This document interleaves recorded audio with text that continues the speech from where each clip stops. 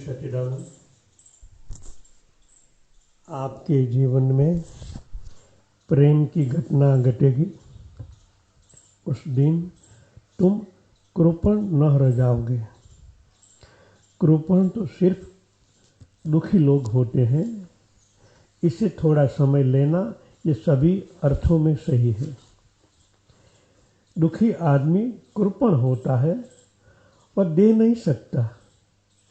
वह सभी चीज़ों को पकड़ लेता है, जकड़ लेता है, सभी चीज़ों को रोक लेता है। छाती के भीतर वह कुछ भी नहीं छोड़ सकता। जानकर आप चकित होंगे, मनुष्य कहते हैं कि कृपण आदमी गहरी सांस भी नहीं लेता, क्योंकि गहरी सांस लेने के लिए गहरी सांस छोड़नी पड़ती है। छोड़ वह सकता है, मनुष्य कहते हैं, कृपण आदमी अनिवार्य रूप से कब्जियत का शिकार हो जाता है। मल भी नहीं त्याग कर सकता। कहाँ से कहाँ मामला पहुंच जाता है। वो मल भी नहीं छोड़ सकता, कृपण है, उसे भी रोक लेता है। मनुष्य तो कहते हैं कि कब्जियत हो ही नहीं सकती अगर किसी न किसी गहरे अर्थों में मन के अचेतन में कृपणता न हो, क्योंकि मल को रोकने का कोई कारण नहीं है। शरीर तो उसे छोड़ना ही है। शरीर को छोड़ना तो स्वाभाविक है, नैसर्गिक है, लेकिन मन उसे रोक लेता है। ध्यान रहे, बहुत ध्यान देने की बात है।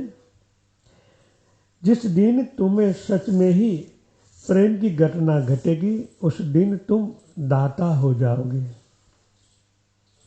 उस दिन तुम्हारा भिखारीपन गया। उस दिन तुम पहली दफा बांटने के समर्थ हो जाओगे और तुम्हें एक ऐसा स्रोत मिल गया है जो बांटने से बढ़ता है, घटता नहीं है। प्रेम सर्वव्यापी है, परमात्मा का स्वरूप है, कण कण में भरा हुआ है। वो बांटने से सतत बढ़ता ही रहता है। धन बांटो तो घट जाता है, घटेगा ही, क्योंकि धन का आधार दुख है, प्रेम नहीं है। धन किसी न किसी रूप में किसी न किसी के दुख पर ही खड़ा हुआ है। कई खड्डा खोदोगे तभी आपके पास आएगा ना। धन में कहीं न कहीं मनुष्य की पीड़ा समाविष्ट है। तो धन को तो इकट्ठा करो तो भी दुख ही इकट्ठा किया जा रहा है।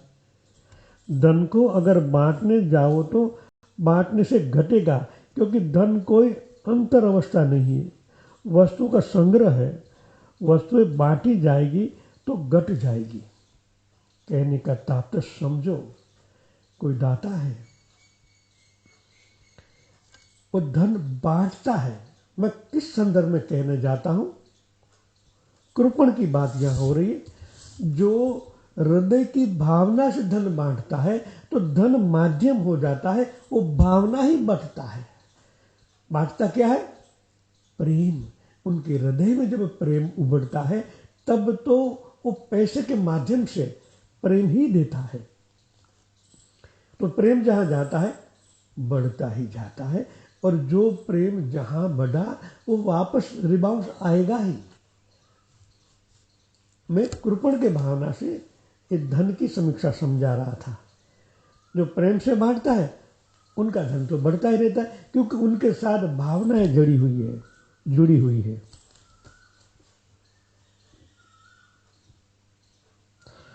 धन की सीमा है, बटेगा तो कम होगा। आनंद की कोई सीमा नहीं, प्रेम की कोई सीमा नहीं। बटेगा तो बढ़ेगा, और प्रेम का स्रोत भीतर है। जितना तुम उलिटते रहोगे उतना ही वो बढ़ता ही रहेगा। ऐसा भी समझ ले, हम एक कुआं खोदते हैं तो पानी को उलचते हैं, तो झरने की पानी को भरते जाते हो। जो झरने होते हैं कुआं के अंदर स्रोत, वहां से पानी इकट्ठा होता ही रहता है। जब कुआं से पानी उलीचोगे तभी तो झरने में से आएगा और वो पानी निर्मल स्वच्छ होगा।